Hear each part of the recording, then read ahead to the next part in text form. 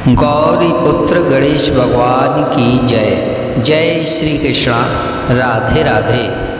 बोलिए लक्ष्मी नारायण भगवान की जय। आज कार्तिक मास शुक्ल पक्ष की नवमी तिथि है और आज के ही दिन आंवला नवमी का पवित्र पर्व मनाया जाता है। आज के ही दिन आंवले के वृक्ष का प्रकट हुआ था।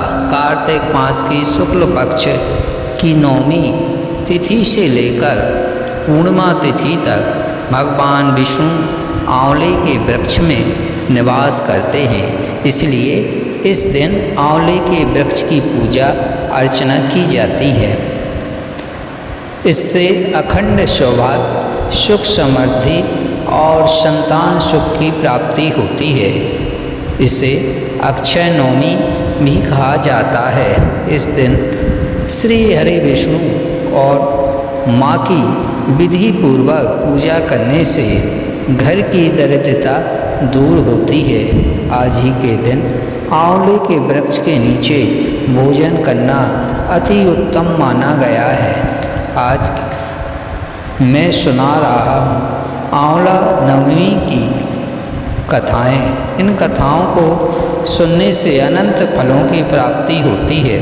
भगवान विष्णु और माता लक्ष्मी की असीम कृपा प्राप्त होती है।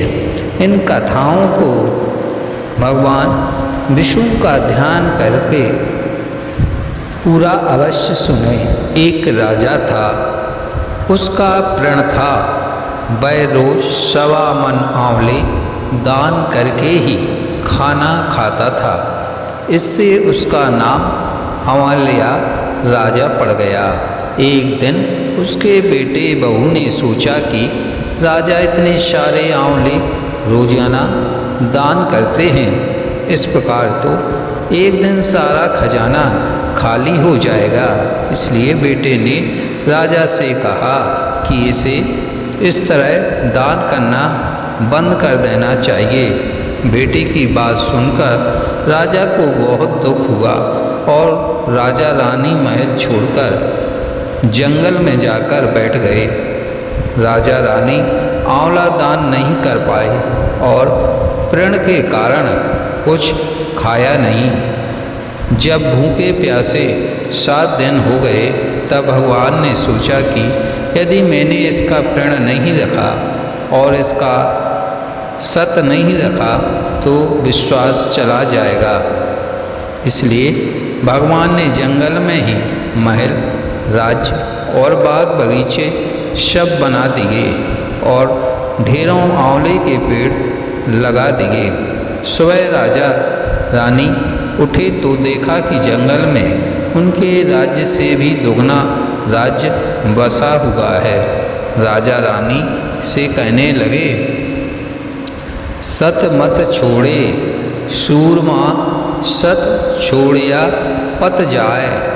सत की छोड़ी लक्ष्मी फिर मिलेगी आए।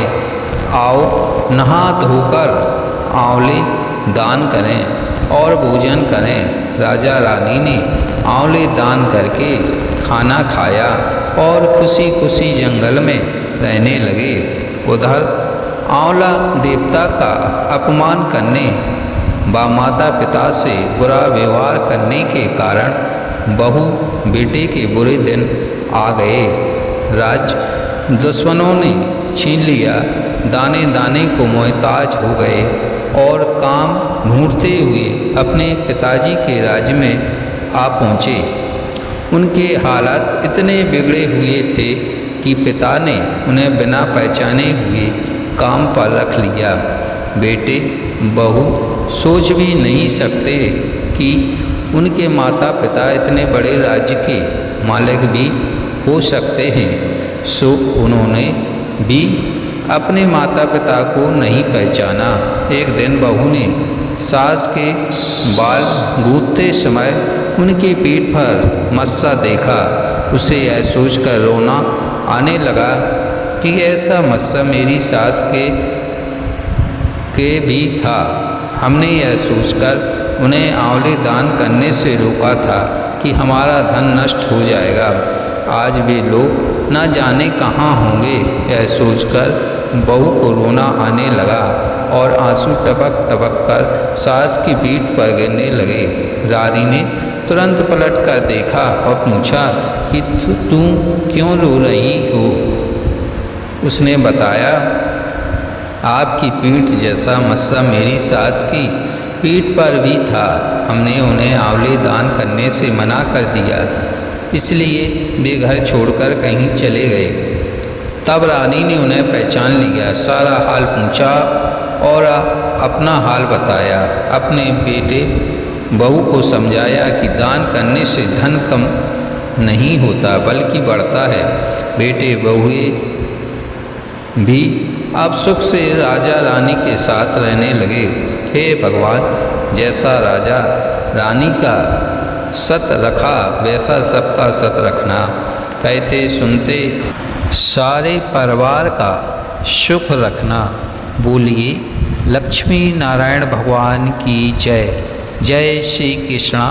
राधे राधे।